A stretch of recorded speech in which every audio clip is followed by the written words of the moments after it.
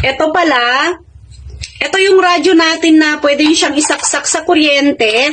Pwede nyo din siyang lagyan ng battery. So, ito pala yung battery ha na kailangan.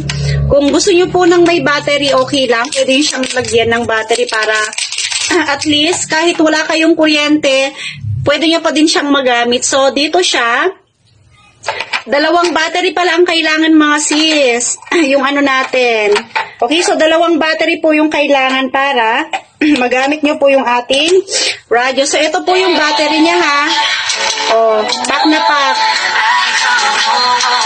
Okay, so ito yung on niya.